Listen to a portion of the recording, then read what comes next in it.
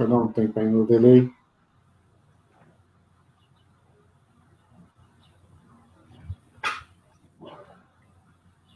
Isso está no Facebook? Estou no Facebook, Val. Estou no Face. No seu? Está no meu. Eu mandei o link. Eu posso mandar também o link. Nós estamos já no ar, né? Vou olhar aqui para ver se é verdade que a gente está no ar mesmo. Tá no ar. Tá no ar. Se chegar aí a 10, a gente começa. Posso mandar também o link. Não, já tenho aqui.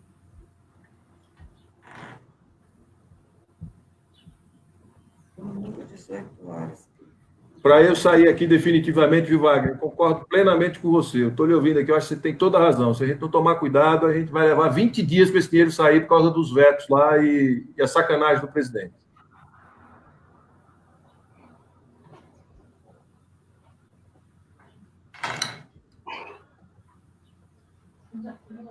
O que foi aí? Estou aqui vendo a sua agenda de entrevista e live. Quando acabar aí, a gente vai ter que ver se é ok, não ok. E aí, Joel? Vamos lá? Bora, vamos começar. Já estamos no ar. Bora. Bom dia a todos. Bom dia a todos que assistem todos os sábados o Chama a Gente. O debate dessa semana é o debate do papel da esquerda no enfrentamento à política ultraliberal e genocida de Bolsonaro. E eu tenho aqui dois convidados, dois petistas, membros do Diretório Nacional do PT, inclusive esse Chama a Gente de hoje. Vai ter um tempo mais reduzido, de 1 hora, porque eles terão reunião da direção nacional do PT. E aqui eu queria fazer uma saudação, aqui dar o meu bom dia ao senador Rogério Carvalho. Bom dia, Rogério. Obrigado pelo ter aceitado. Bom dia, Joel. Satisfação estar com você, irmão. E também o meu bom dia ao grande comandante Walter Pomar. Bom dia, Walter. Bom dia, Joel. Tudo bem? Tudo bom. Rogério, eu vou... a gente discutiu aqui uma sistemática e eu vou direcionar a primeira pergunta a você. E aí o Walter, ele pode contribuir, complementar ou até dividir, né? Na verdade, o objetivo é a gente fazer um debate de alto nível. É o seguinte, o Brasil se depara hoje com uma situação de que daqui a alguns dias nós atingiremos em torno de 100 mil infectados do coronavírus, da Covid-19. E próximo de 7 mil mortos, né, de 7 mil óbitos. Nós estamos vivenciando um processo em que tem um grupo importante da população que não teve acesso ainda ao auxílio emergencial, um governo ultraliberal que, nesse período, faz apologia ao retorno da ditadura, que faz menosprezo dos mortos, e a gente percebe que na esquerda ainda há uma certa apatia no enfrentamento a esse governo.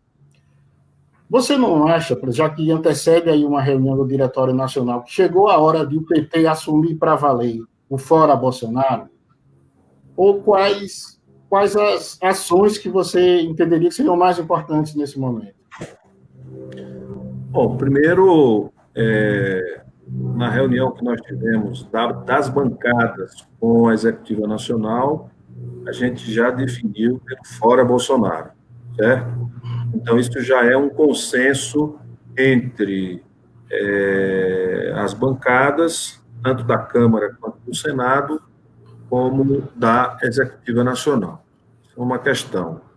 Com relação ao número de casos, a gente tem uma subnotificação muito grande e a gente deve estar na casa de mais de 1 milhão de pessoas infectadas pelo coronavírus no Brasil.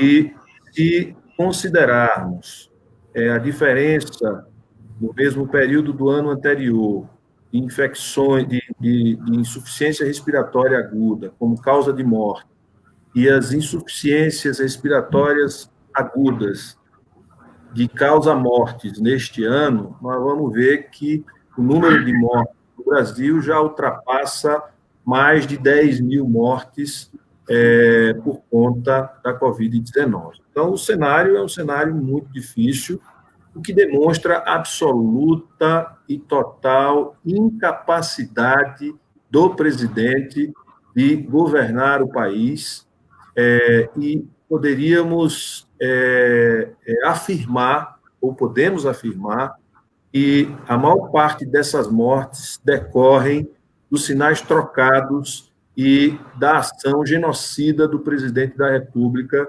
que tem estimulado as pessoas a voltarem ao trabalho, que tem se aglomerado para demonstrar de que a doença é uma gripezinha, mostrar que não é um problema, ou seja, ele é o principal agente de estímulo ao fim do confinamento, que é a única forma que a gente tem de reduzir a propagação de uma pandemia provocada por um agente etiológico, que é um vírus, que é o coronavírus, altamente contagioso. Além disso, nós estamos diante de um governo com um viés autoritário e que tem pretensões claras de fechamento do sistema e que atenta contra a democracia o tempo todo. Portanto, não é nenhum outro fator, essa crise com o Moro, para mim, tudo isso, na minha opinião, eu acho que tudo isso é secundário e não foi isso que motivou a gente. O Moro não tinha sequer se demitido e não havia rumores. Havia rumores, mas não havia certeza da saída do Moro, e a nossa definição pelo fora Bolsonaro é pelo conjunto dos crimes de responsabilidade que ele já cometeu e pela atuação genocida que ele tem tido à frente do país no combate à pandemia, a irresponsabilidade dele e a ação ativa dele de estimular o contágio, de estimular a ampliação da pandemia. Dele e de seus assessores. Se você pegar declarações do presidente do Banco Central, numa live que ele fez no início de abril, ele diz claramente que para salvar a economia tem que morrer mais gente, certo? Portanto, é uma ação genocida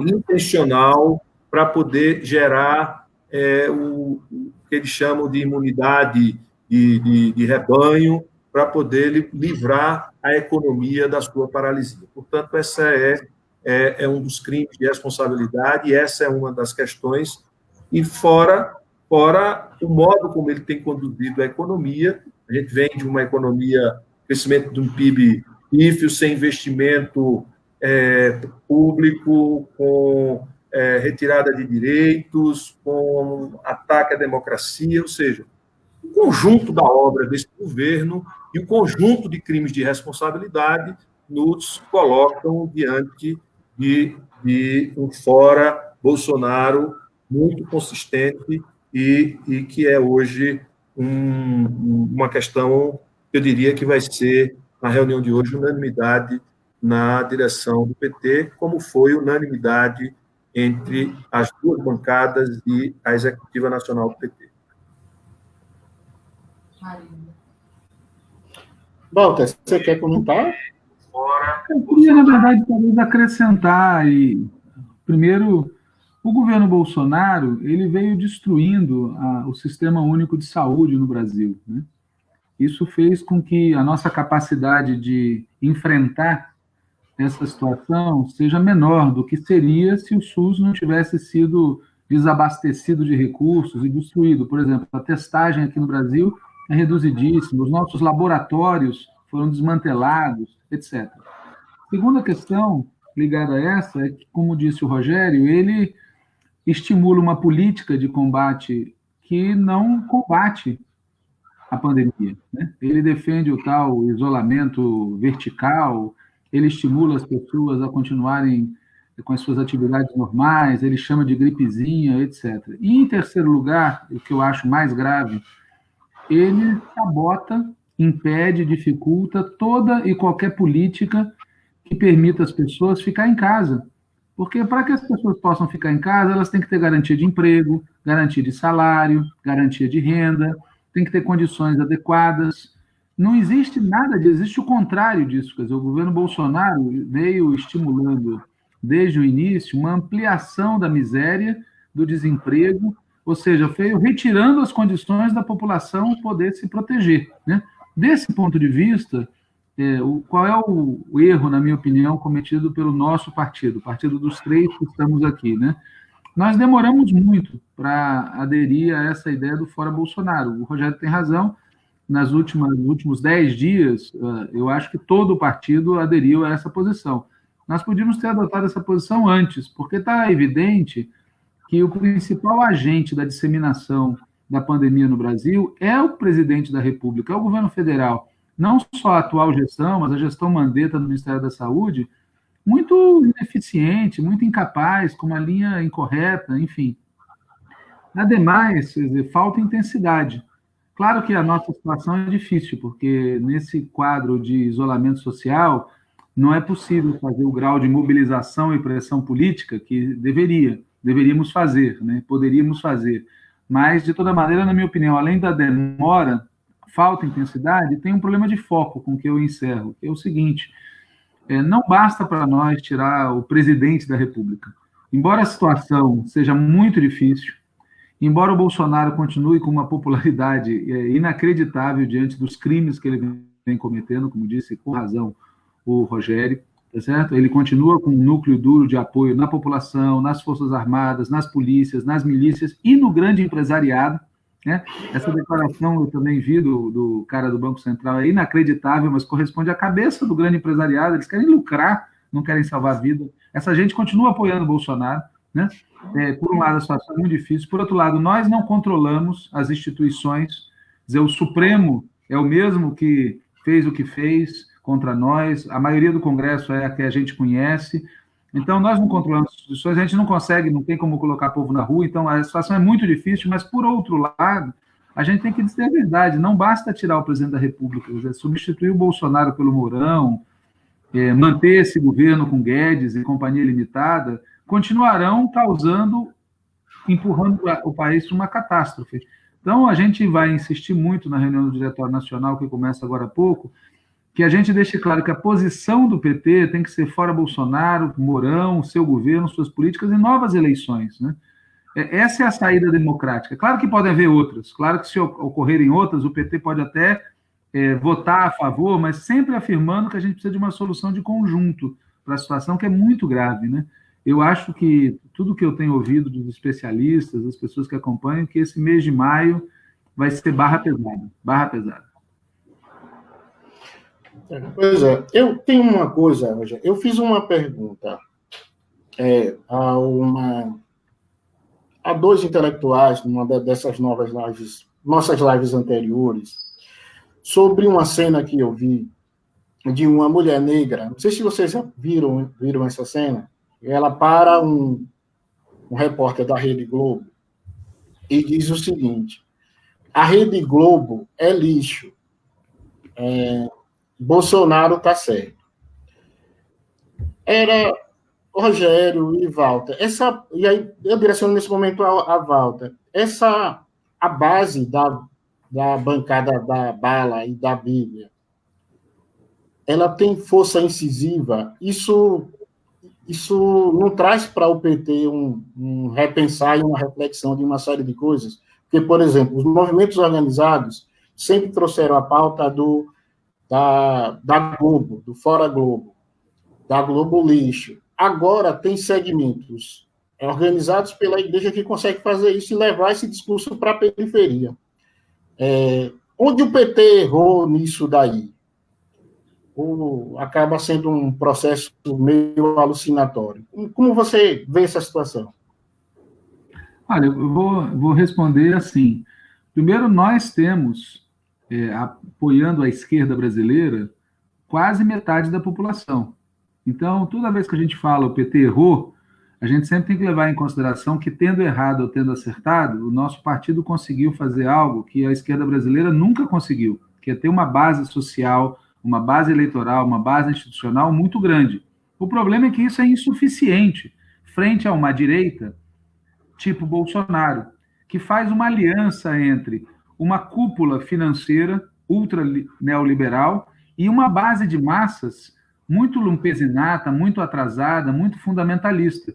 Ele junta o descamisado com a elite financeira. E dá um nó, às vezes, na cabeça da gente, porque você tem que enfrentar um adversário que ora te bate pela direita, ora te bate por baixo.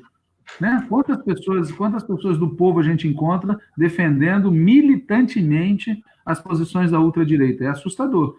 Então, a questão é, nós estamos diante de um desafio que vai exigir de nós muito mais capacidade de dialogar com a classe trabalhadora, muito mais capacidade de organização, muito mais firmeza política. Como é que você enfrenta um adversário que nem o Bolsonaro, que divulga uma live mostrando como é que se limpa uma arma?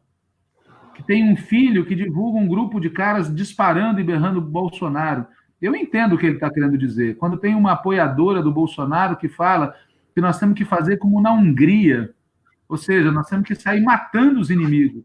Quantas pessoas foram atacadas? Agora, aqui em Campinas, onde eu estou, teve uma atividade ontem, no 1º de maio, dos trabalhadores da saúde, que foram para um ponto de uma praça pública com máscara, tudo correto, fazer uma manifestação no 1º de maio em homenagem aos trabalhadores da saúde. O que a direita fez? Atacou a manifestação. Atacou a manifestação. Por quê? Porque estavam de máscaras.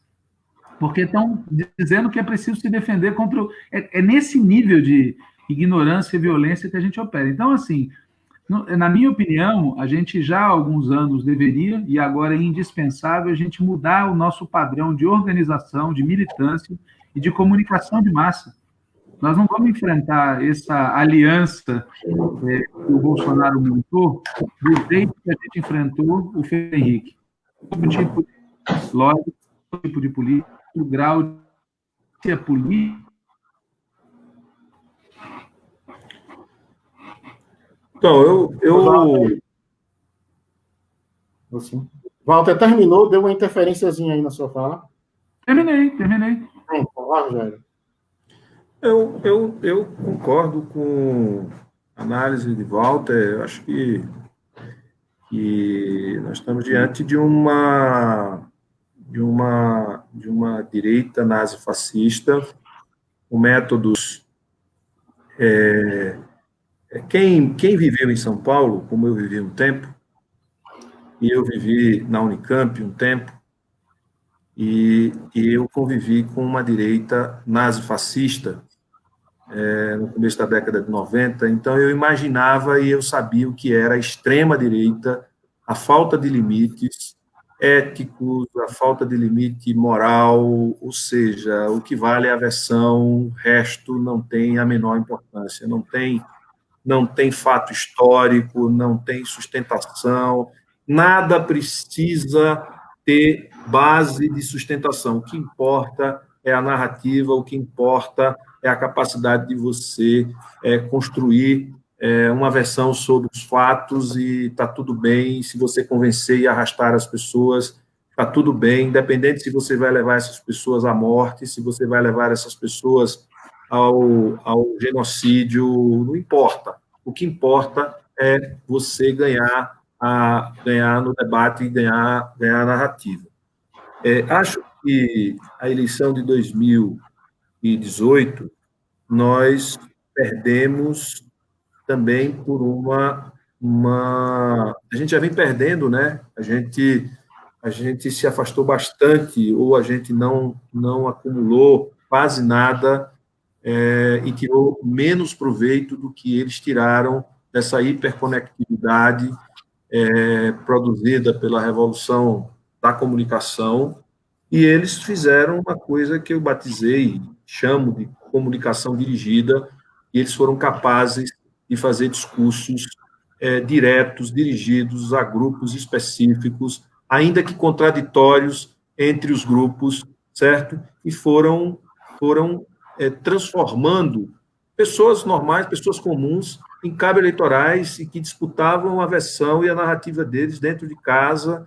Então, eu estava com um ex-prefeito de uma cidade do interior, ele disse, olha, essa eleição quem ganhou foi o tio, foi a tia. É um cara que Joel conhece, que é o Dilson de Agripino, certo? É um cara muito sábio, e disse assim, olha, essa eleição quem ganhou foi a conversa do tio, foi do sobrinho, a discussão se deu dentro de casa. E essas pessoas tinham muito mais credibilidade do que o cabo eleitoral, que batia na porta para pedir o voto, que é como se nós, da esquerda, com toda a nossa rede, a gente tivesse um alvo a 100 metros e atirasse com uma espingarda 12.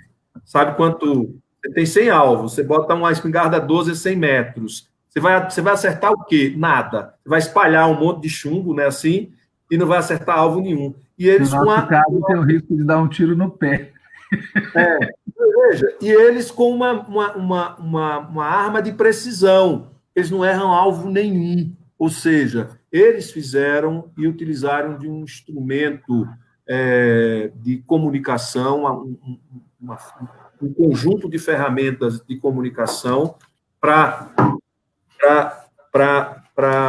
fazer prevalecer uma narrativa muito mais eficaz do que nós, porque eles fizeram isso de forma dirigida.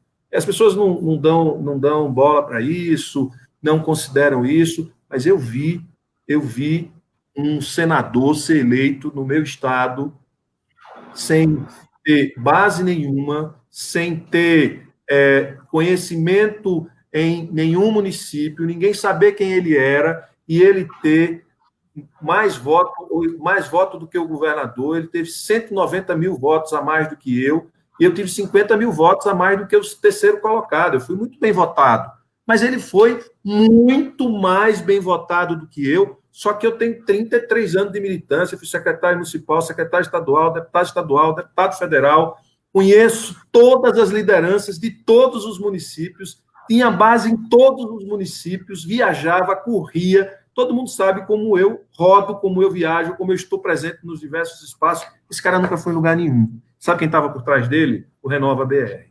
Sabe o que era que ele tinha atrás dele? Uma infraestrutura de comunicação dirigida muito eficaz. Então, isso teve força, muita força nessa eleição. Certo? Tinha um apelo do antipetismo, tinha um apelo contra a corrupção, tinha, óbvio, mas ele tinha como chegar, ele tinha como dizer isso. Ele não tinha tempo de televisão, ele, em tese, não tinha recurso, mas tinha a maior força, e esta eleição demonstrou que foi o que o Bolsonaro teve, que foi uma capacidade de distribuir conteúdo específico e dirigido para grupos populacionais determinados que nós não tivemos. Deixa eu fazer Rogério, Deixa eu fazer um comentário, algo que o Rogério falou. Veja, é interessante que, nesse período da pandemia, as pesquisas indicam que os meios de comunicação tradicionais estão tendo mais credibilidade do que as redes sociais como fonte de informação segura. O que isso revela? Que nós estamos diante de uma operação em pinça. De um lado, você tem os grandes meios de comunicação, tipo a Globo. De outro lado, você tem essas redes sociais que o Rogério explicou. A gente está pressionado por uma operação em pinça. Nós temos que ter capacidade de enfrentar essas duas operações. A Globo, por exemplo, nos cala. E essas redes sociais nos destroem. Então, nós temos que ter uma política de comunicação que dê conta das duas frentes. E aí, olha só o detalhe. O objetivo do grupo do Bolsonaro, do bolsonarismo, com essas redes sociais, é construir, não é exatamente uma maioria eleitoral, mas é uma minoria hipermilitante. Isso eles conseguiram. E a gente, às vezes, fica em dúvida sobre como operar, porque nós temos que fazer as duas coisas. Nós temos que ter uma minoria de 30%, 35% ultramilitantes, e nós temos que ter capacidade de dialogar com o conjunto da sociedade. São as duas operações que eles fazem, usando os instrumentos que eles têm, que a gente tem que ver como é que a gente consegue fazer usando os instrumentos que a gente ainda não tem. Concordo. Ok. Ô, Rogério, é o seguinte, a gente percebe, por exemplo, nesse período, e aí como você, como líder do PT, provavelmente, com certeza, tem mais contato com o Rodrigo Maia, ele dizendo que não é o momento de discutir impeachment de Bolsonaro, não é agora, não é a hora. Me parece que essa é uma posição também defendida pelo presidente do Senado, o Alcolumbre, e tem aí, nesse processo, o efeito Moro. que inclusive a Veja já está dizendo aí que assim querem colocar Moro na geladeira também para não se firmar como pré-candidato. Como você avalia essa ação da direita hoje que preside a Câmara e o Senado? Como o PT vai agir diante desse cenário? Olha, eu acho que tem, acho não, das conversas que a gente participa ou ouve, capta a mensagem, é que do Moro para o Mourão, ou do Moro, do Bolsonaro para o Mourão, a diferença pode ser pior. É você sair de um capitão estrambelhado que agride, que é autoritário, mas ele é explícito e ele se coloca e gera muito conflito e muita reação, certo? O Mourão é mais organizado, pode ter mais comando sobre a tropa e tem uma política tão conservadora e pode ser, inclusive, mais danoso neste momento do que o próprio Bolsonaro, do ponto de vista estratégico. Essa leitura de algumas figuras dos diversos poderes, certo? Há uma aposta, e eu acho que a gente conseguiu garantir a possibilidade dela, da CPI das fake news, certo? Porque ela foi interrompida e ela voltará com uma maioria pró-campo, pró-nosso campo. E isso deve permitir a gente quebrar sigilo, a gente chegar mais perto do que foi o esquema que garantiu a eleição do Bolsonaro. E aí a gente ter uma anulação da eleição. Essa é uma possibilidade. A outra é que a pandemia, eu vi uma pesquisa do Vox Populi recentemente, que mostra que o Bolsonaro está migrando a sua popularidade da classe média alta, para a classe C e D em função do auxílio, certo? Um dos elementos pode ser o auxílio. Agora, essa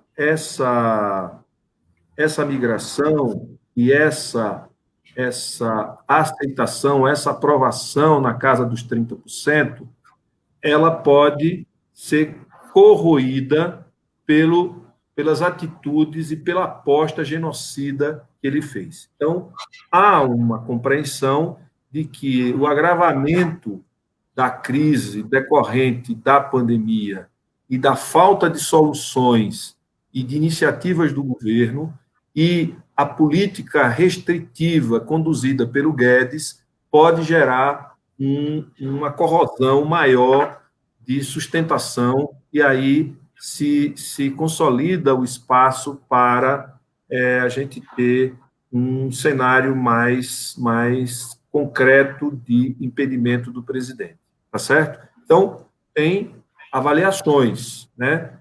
A questão ele ainda tem 35% de avaliação positiva, certo? Sendo que tem um núcleo mais duro, mas ainda tem 35% de avaliação positiva. E onde é que ele perde? Onde é que ele tem menor aprovação? No comando, na liderança do país contra a pandemia. Esse é o espaço onde ele tem menos aprovação. Onde é que ele tem menos aprovação? Ele tem menos aprovação na condução dos rumos do país como líder, certo? Por causa da pandemia e outras questões que ele tem demonstrado incapacidade. Então, eu acho que essa questão do impeachment, ela ainda não ganhou a força necessária em função dele ter ainda uma base. Agora, é bom lembrar, como disse o Walter, que essa questão da pandemia, o questionamento do Bolsonaro pelos meios de comunicação tradicionais dele no combate à pandemia tem sido bastante intenso, certo? E eles também sabem que é por aí que podem gerar um desgaste ao Bolsonaro, assim como nós temos informações hoje e que é por aí que ele pode derreter esse apoio social que ele ainda tem.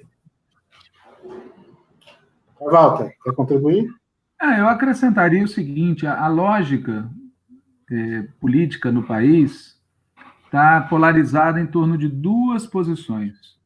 A posição do bolsonarismo e a posição da direita, que quer tirar o Bolsonaro para continuar com a política bolsonarista. Nós, da esquerda, precisamos colocar como polo da disputa política uma terceira alternativa, que é tirar o Bolsonaro e as políticas que o Bolsonaro implementa. Qual é a nossa dificuldade? É que nós não temos maioria nas instituições, temos dificuldade de mobilização agravada por esse quadro da pandemia. Essa é a nossa principal dificuldade. A melhor saída para nós é novas eleições, seja pela cassação da chapa, como falou o Rogério, existe uma impugnação no Tribunal Superior Eleitoral, que está lá pendente de julgamento, uma impugnação desde 2018, seja aprovando uma PEC que estabeleça que, se você afasta o titular, tem novas eleições presidenciais. Hoje em dia, se afasta o titular, assume o vice. Se afasta o Bolsonaro, assume o Mourão. Essa é a armadilha do impeachment, tá certo? Qual é o nosso grande desafio, portanto? É a gente se diferenciar desses setores de direita que falam contra o Bolsonaro, né? Se diferenciar dos Dória da vida, dos Fernando Henrique da vida, se diferenciar do Rodrigo Maia, do Alcolumbre, desse pessoal todo, que tem conflitos pontuais ou gerais com o Bolsonaro, mas são conflitos no mesmo campo. Eu acho que o grande problema da política brasileira desde 2016, o grande problema para nós, do PT em particular, é que a direita brasileira está fazendo de tudo para eliminar o PT como polo protagonista da política brasileira. A gente foi protagonista de 89 até 2016, e de 2016 para cá, tudo o que eles fazem tem um dos objetivos é destruir o PT, anular o PT, fazer o PT virar uma coisa secundária. Por isso, Joel, eu acho muito importante que a gente use todas as oportunidades que a gente tem para destacar o PT, a estrela do PT, o nome do PT. Você pega, por exemplo, o seu programa, tem que ser um chame-gente PT. Nós temos que bater na estrela do PT. Você está rindo porque você sabe que essa é a minha opinião, mas é mesmo. Nós temos que comprar essa briga na sociedade, senão nós vamos ser transformados em pó. E nós não podemos fazer isso, porque se o PT se enfraquecer, é o povo que vai pagar a conta. Walter, é o seguinte, a articulação de esquerda tem defendido uma Assembleia Nacional Constituinte. Sobre que aspectos a gente teria essa Assembleia Nacional Constituinte? Veja, o cálculo é muito simples. Quer dizer, o Brasil viveu uma ditadura militar, e na saída da ditadura militar, nós fomos... Eu queria só dar um recado. A convocação de uma constituinte para refazer a institucionalidade brasileira. Agora, nós vivemos de 89 até 2016 sob a égide daquela Constituição. Só que o que a direita brasileira veio fazendo nos últimos anos? Destruindo. Hoje, aquela Constituição de 88 está totalmente desorganizada, desarticulada, desestruturada. E nós entramos num período do qual, para sair dele, assim como para sair da época da ditadura militar, nós vamos ter que refazer a institucionalidade brasileira de cima a baixo. A direita não quer mais essa institucionalidade e veio desmontando ela desde 88, e para nós ela é insuficiente. Então, a defesa de uma Assembleia Nacional Constituinte, para nós, é uma questão estratégica. É a leitura de que o Brasil vive um período histórico, e para sair desse período histórico, nós vamos precisar de uma nova institucionalidade, e tem duas maneiras de construir essa nova institucionalidade. Ou pela direita, de cima para baixo, sem povo, ou com o povo, de baixo para cima, via uma Assembleia Constituinte. Essa não é uma proposta só nossa. A rigor, o PT há anos atrás, já assumiu essa ideia de que precisa de uma constituinte, porque o grau de mudança que eles fizeram desmontou a Constituição brasileira. É uma coisa terrível. Rogério, quer comentar alguma coisa? Você acha necessária uma Assembleia Constituinte? Olha, eu acho que a gente precisa ganhar a eleição para presidente da República. Eu acho que a gente tem que concentrar os nossos esforços para ganhar a eleição, para retomar o país para o campo da esquerda, para que a gente possa reconstruir institucionalmente o nosso país. E depois da pandemia, eu acho que a gente vai ter espaço, ou não, mas eu creio, eu acredito, para redefinir o papel do Estado.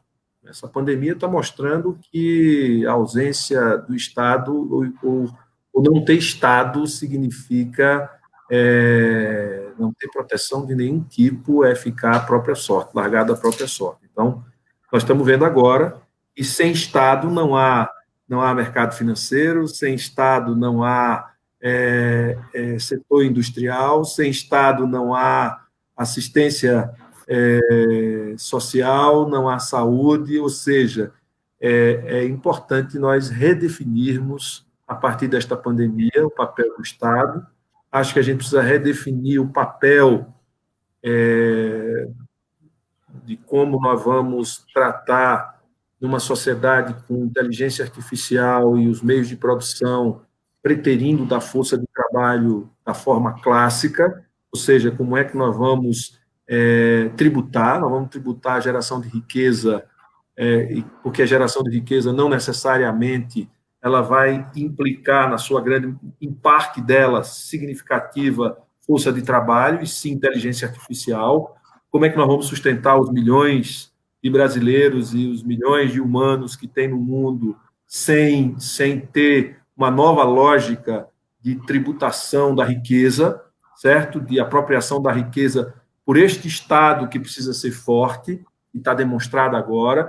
Está sendo demonstrado também que nós não somos um indivíduo, que o indivíduo ele não existe, nós somos parte de um todo, e essa pandemia mostra o quanto a gente é parte de um todo, certo? O quanto a gente está interligado, apesar das individualidades, apesar de tudo que a gente construiu de isolamento, de como a gente é parte de um todo, e esse todo precisa ter um Estado forte, e a gente precisa ter uma outra lógica de apropriação da riqueza pelo Estado, da riqueza que vai ser gerada a partir de agora com inteligência intensiva nos meios de produção. Entendeu? Então, acho que é um debate que a gente precisa fazer, mas a gente precisa retomar o comando do país e ganhar a eleição. Deixa eu fazer dois comentários, Joel. Posso fazer dois comentários? Claro. Primeiro, pode fazer três, porque você diz dois, mas você faz 3, 4, pode fazer quanto você quiser. Primeiro é o seguinte, o Rogério chamou a atenção para uma coisa muito interessante. Não existe sistema financeiro sem Estado, né? Esses caras falam de mercado, mas quando vem a crise, fica na cara que sem Estado não tem capitalismo. E o tema do sistema financeiro, na minha opinião, é chave na reconstrução do Estado brasileiro. Eu sou a favor de estatizar o setor financeiro, como foi feito nos Estados Unidos na época do famoso New Deal, que na prática houve uma estatização. O segundo e último comentário é lembrar de 2013. No auge das manifestações de 2013, a companheira presidenta Dilma Rousseff fez um pronunciamento à nação propondo uma série de pactos, e um deles era: precisamos de uma Assembleia Constituinte. Então, embora eu concorde que, do ponto de vista tático, a eleição presidencial é chave, não discordo do Rogério nisso, eu insisto que, do ponto de vista estratégico, nós temos que fomentar o debate entre nós e na sociedade brasileira sobre a necessidade de refazer. É isso. Uma revisão, perfeito. Eu também concordo, 100%, Walter. É isso. Gente, Rogério e Walter. As diferenças são tão pequenas, né, Joel? Do ponto de vista estratégico, a gente é tão alinhado. Pois é, mas muitas vezes o tático é definidor a depender da conjuntura, né? É sobreviver, rapaz.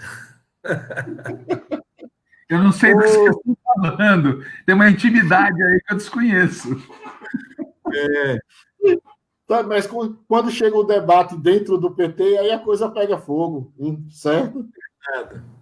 Ô, Rogério, é o seguinte, vocês não estão vendo aí, eu me valho da minha filha para essa questão tecnológica, ela me ajuda, mas eu não consegui aqui abrir no chat os comentários, eu acho que vocês não estão vendo. Mas tem muita gente que comentou, certo? Tem muitos comentários aqui, e muitos comentários, e depois, inclusive, vocês podem ver na página, se quiserem conferir. Muitos comentários em relação à atuação dos governadores, certo? Nesse período de pandemia. E, assim, governadores que, de início, tiveram uma posição contrária à posição de Bolsonaro no afrouxamento do distanciamento social, mas que agora estão flexibilizando isso. E tem muitos comentários aqui em relação ao governador Belivaldo Chagas, do que aconteceu esses dias, né, do afrouxamento, e agora, depois, ele revogando o decreto do afrouxamento. Como você viu isso, essa posição do governo do Estado?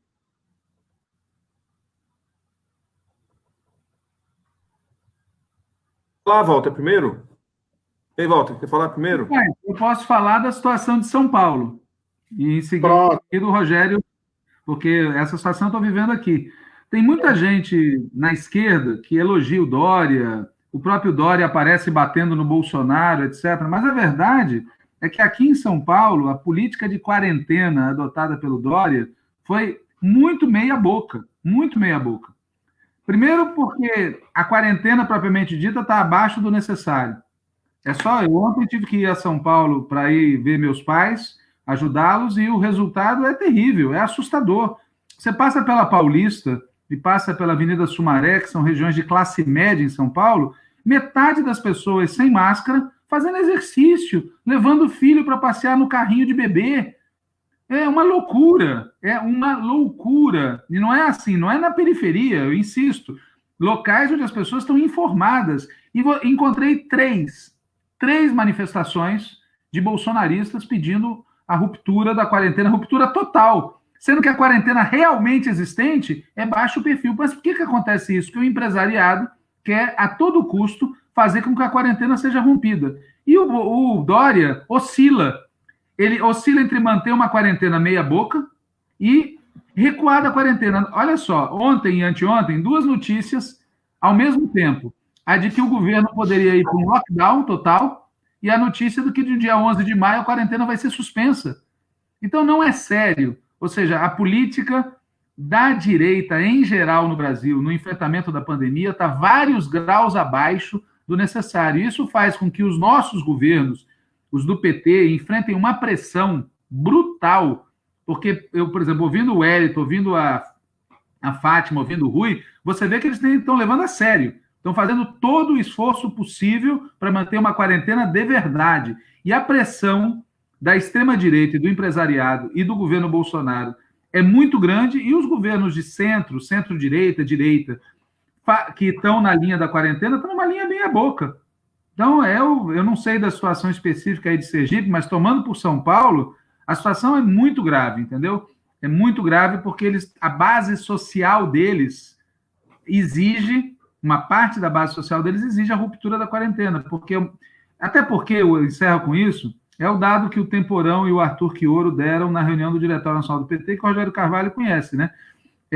O vírus não é tão democrático assim, né? Ele pode atingir todo mundo, mas se salva quem tem acesso ao tratamento. Então, para o povão, a quarentena pode ser letal. Para os setores médios, se tiverem acesso ao tratamento, a chance de sobrevivência é maior. E a base social que pressiona esses governos é essa, entendeu? É gente que, no limite, acha que vai se salvar. Então, eu queria primeiro dizer que o consórcio de governadores do Nordeste tiveram um papel determinante num determinado momento do combate à pandemia. Porque, puxado pelo Wellington, puxado pelo pelo Rui Costa, Flávio Dino, o Camilo. Os governadores do Nordeste se posicionaram e conseguiram ampliar para fazer um enfrentamento ao Bolsonaro, que queria abertura total e que queria era o darwinismo, ou seja, era a lei do mais forte que sobreviva, né? Os vulneráveis que o vírus leve, certo? Essa é uma questão que os governadores tiveram esse papel. Acho que em alguns momentos, pelo fato de não estar tendo, que era o esperado, um achatamento da curva, como você não teve pico onde você teve um controle maior da população da quarentena. Ou você não teve pico, porque são cidades secundárias do ponto de vista de circulação de pessoas de diversos lugares, certo? Então, Sergipe, por exemplo. Sergipe não viveu o pico que a Bahia está vivendo, porque Sergipe não é hub que Pernambuco está vivendo, porque Pernambuco é hub aéreo portuário, Fortaleza é hub aéreo portuário, São Paulo é hub aéreo portuário, Brasília é hub aéreo portuário. Então, chegam pessoas contaminadas e aqui ficam, e a transmissão comunitária se deu muito antes do que aconteceu em estados como Sergipe, estados como Alagoas, estados como Piauí, estados como Maranhão, certo? Mas está se dando transmissão comunitária. Então, quando foi feita a quarentena, ela foi feita lá atrás e a curva ela foi se mantendo, ela não fez, era o desejado, era o esperado, era o que se queria.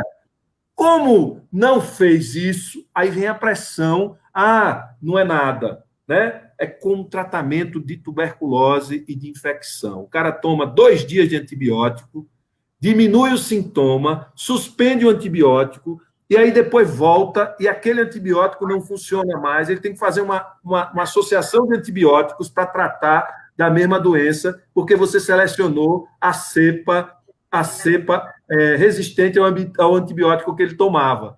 Então, é a mesma coisa, o cara acha que está resolvido. E não está, porque a transmissão comunitária ela já se espalhou.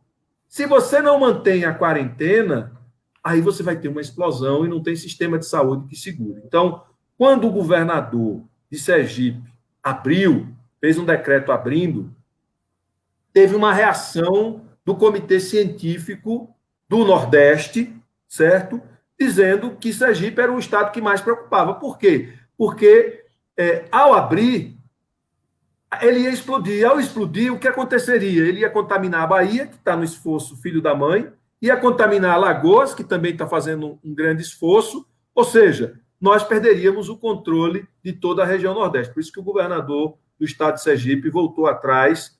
E tem mais, viu? Nós vamos ver situações em que nós vamos ter lockdown em algumas cidades, né, com um prejuízo muito maior do ponto de vista da economia do que se mantivéssemos a quarentena por um período mais alongado. Ou seja, mais 30 dias em São Paulo é o ideal para aí começar a abrir de forma lenta, gradual, setor por setor, e mais, monitorando com teste, coisa que ninguém está se preparando para fazer teste. Nem teste de imunidade, qual é o percentual da sociedade que está imune, porque já teve contato, e nem teste para saber quem é que está com a doença ou sem a doença. Só dá para fazer abertura de quarentena se a gente tiver teste em larga escala, porque senão a gente vai viver aberturas e fechamentos durante o período de pelo menos uns 7, 8 meses, um ano, até um ano a gente pode ter períodos de abertura e fechamento, se não tiver esse trabalho coordenado de pesquisa e de aferição da quantidade de pessoas que contraíram imunidade e de pessoas sadias e pessoas que estão contaminadas.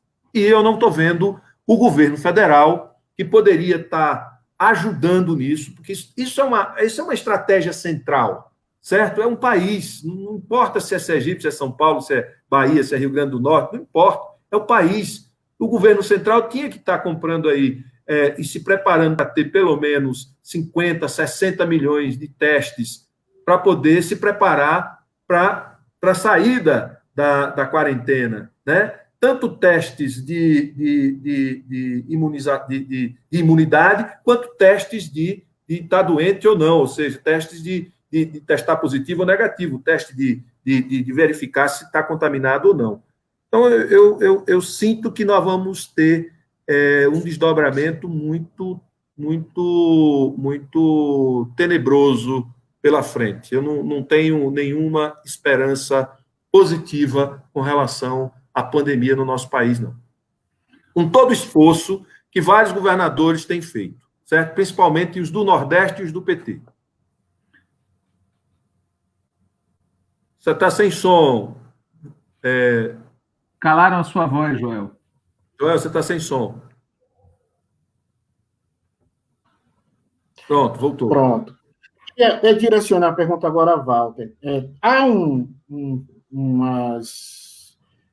há boatos, debates, discussões, eu não sei se já chegou na Câmara dos Deputados ou no Congresso em si, sobre as eleições desse ano.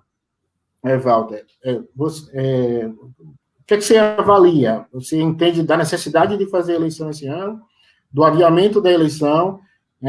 O próximo presidente do TSE tem defendido que é preciso fazer eleição. A posição da articulação de esquerda é no sentido de se ter eleição para fortalecer a democracia. Como você vê esse cenário? Veja, já existia, antes da pandemia, um movimento a favor da unificação do calendário eleitoral, juntando eleições municipais e eleições gerais no mesmo ano, prorrogando o mandato dos prefeitos. Esse movimento já existia antes. A pandemia acrescentou um fator novo, que é o fato de que, se a pandemia estiver no auge, no momento das eleições, o processo eleitoral se tornará muito inadequado. Isso fez com que no Supremo, no TSE, tá certo, houvesse discussões a respeito que ainda estão inconclusas, mas as declarações da Rosa Weber antes e as declarações do Barroso ontem, na minha opinião, indicam que eles estão estudando a sério a possibilidade do adiamento das eleições. Adiamento para quando? Sobre isso também é uma controvérsia. Adiamento por algumas semanas ou adiamento para daqui a 2 anos? Eu acho que vai haver uma pressão, por isso eu comecei contando do movimento que já existia antes, no sentido de unificar os calendários. Eu acho isso muito ruim. Eu acho que, se prevalecer a ideia de que a pandemia inviabiliza a democracia, o risco é muito alto. Então, acho que nós temos que fazer todas as pressões possíveis para garantir que as eleições ocorram, para garantir que o povo brasileiro não seja privado do direito de votar. Imaginem se a pandemia tivesse coincidindo com a eleição presidencial. A gente ia achar normal? A gente ia achar que não afeta a democracia se as eleições fossem adiadas? Então, nós temos que fazer muita pressão. Há um outro elemento que tem a ver com o que o Rogério estava falando, que é como estará a situação de saúde pública no país em outubro. Porque, veja, todo mundo que fala a respeito fala de que o pico vai ocorrer agora, entre maio e junho. Porém, se os governadores e prefeitos e o governo federal relaxarem ainda mais na quarentena, porque quem está fazendo quarentena é a exceção, não é a regra nas instituições brasileiras, infelizmente, se o relaxamento for feito agora, o resultado é que vai haver um crescimento brutal da contaminação, dos casos graves e dos óbitos, e nós vamos ter, depois desse crescimento brutal, um lockdown desorganizado, que vai causar uma catástrofe sanitária, social e econômica. E aí sim, nós vamos chegar em outubro com a crise sanitária, não em queda, mas ainda em alta. Por isso também essa discussão que o Rogério estava fazendo incide no calendário político. Se agora todo mundo jogar pesado e garantir a quarentena, tem condição de ter eleição em outubro. Agora, se agora todo mundo relaxar, nós vamos passar meses enterrando gente no país, porque é disso que se trata, né? Ô, Joel, isso é muito sério. Peraí. Está aberto o microfone? Tá, né? Ah, sim.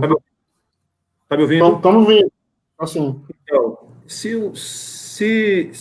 veja a gravidade da ausência e de liderança do presidente da República. Imagine fechamento total, desorganizado em várias regiões do país. Sabe o que isso significa do ponto de vista epidemiológico? Quase nenhuma eficácia. Mas é o que vai ter para esse momento, para poder dar alguma satisfação. Mas tem pouca eficácia. Apesar de você estar com várias regiões totalmente fechadas, para tudo, você não vai ter eficácia epidemiológica porque os lugares vão estar contaminando. Então, isso vai refletir a incapacidade e a desorganização do governo central do Brasil, certo? Esse é o risco que efetivamente estamos correndo. Voltando para o tema, eu não faço nenhuma aposta com relação a esse adiamento.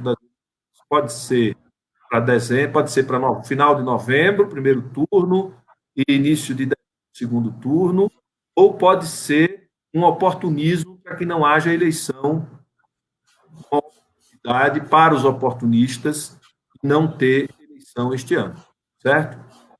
Agora, também você pode ter um quadro sanitário tão deteriorado que inviabilize fazer eleição. Também tem essa possibilidade. Vamos fazer eleição via live, via remota, via telefone. Como é que nós vamos fazer? Vamos fazer eleição desse jeito? Vamos fazer. Né? Vamos fazer eleição como? Vamos fazer junção das pessoas como? Se a desorganização sanitária for muito grande. Né? Se o caos sanitário for muito grande. Então, eu não aposto nada. Tá. Ô, Rogério, tem comentários aqui sobre situações eleitorais nos municípios de Sergipe. Eu queria saber o seguinte, você está disposto a responder essas perguntas? Claro. De filiação no município de Lagarto, da esposa do prefeito. Claro, vamos ganhar a eleição lá. Vamos ter uma vice-prefeito, um colégio eleitoral. Pois é, mas eleitoral para disputar 2022. Mas, assim, não é necessário ter debate, local, conversar com as lideranças. A gente precisava filiar, né? Naquele momento, a gente precisava filiar. Uma liderança que pode ganhar a eleição do terceiro colégio eleitoral do estado de Sergipe e ser importante para a gente em 2022.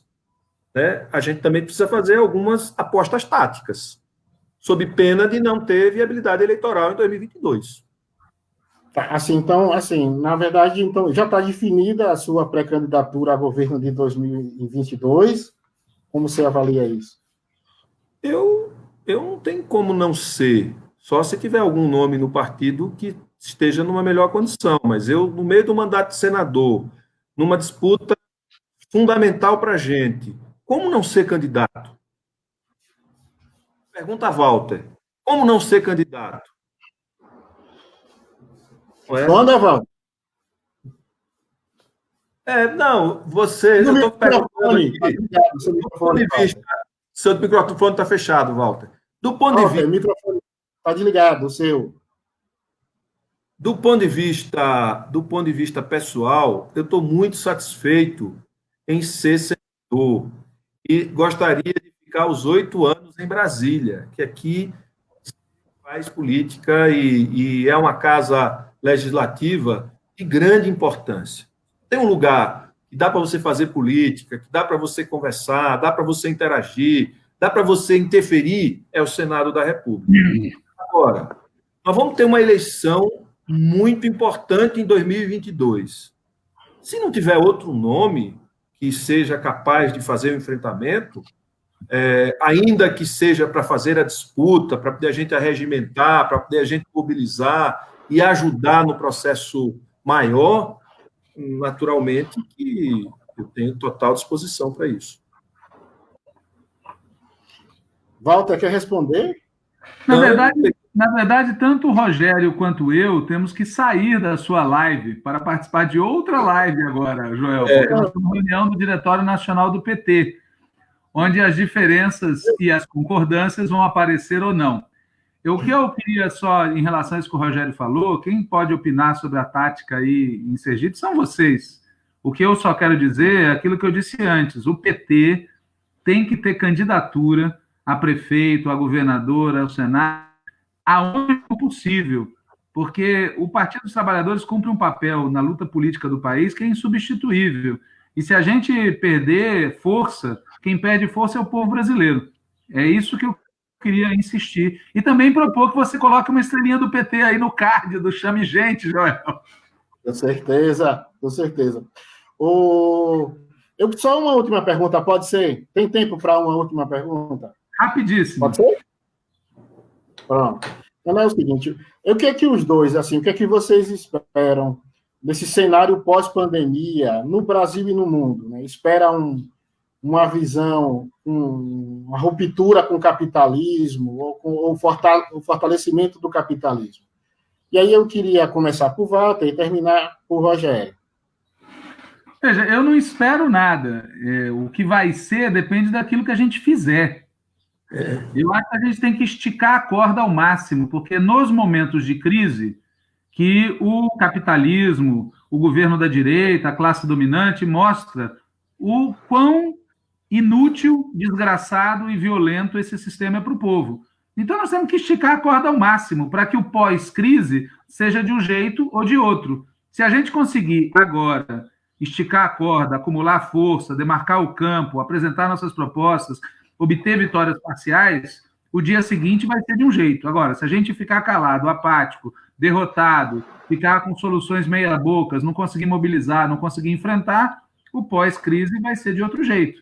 Então, eu não espero nada, eu acho que a gente tem que lutar. E eu acho que a gente tem que colocar sobre a mesa aquilo que, no fundo, o Lula falou no discurso que ele fez ontem, tá certo? O discurso do Lula no 1º de maio, ele tem digamos assim, várias lacunas, mas tem um aspecto que não tem lacuna nenhuma. Ele falou: o capitalismo está moribundo. Bom, mas se o capitalismo está moribundo, nós temos que enterrar, né? Terminar de matar e enterrar. Porque se a gente não fizer isso, ele vai ressuscitar, porque o capitalismo é meio zumbi, né? Você não mata, ele volta. É isso que eu penso em geral. Aqui no Brasil, adaptadas às circunstâncias, é a mesma linha. Nós temos que forçar a mão para tentar obter o melhor day after possível. É isso. Obrigado pela participação, obrigado, Rogério. Eu vou ficar para ouvir, depois a gente foge para outra. Não, eu acho que eu não espero nada também, se a gente não... Concordo com o Walter. A gente vai depender muito do que a gente conseguir fazer neste período, e vai depender muito do que os outros não fizerem também, e dos erros dos outros e dos nossos acertos. É um jogo, e nós temos que lutar. Como o Walter colocou aí, eu tenho total concordância com ele. Bom, é isso. Então, eu queria agradecer muito aos dois, a Rogério, em 1 ano de mandato conseguiu já ser o líder do PT no Senado, ao companheiro Walter Pomar. Nós tivemos aqui a participação de mais de 107 pessoas comentando, mandando mensagem. Importante isso. Muito obrigado a vocês. E vamos voltar ao Chama a Gente no próximo sábado, às 10 horas. Valeu mesmo, viu? A estrelinha do PT. Muito obrigado, Rogério. Muito obrigado, Walter. Até a próxima. Valeu.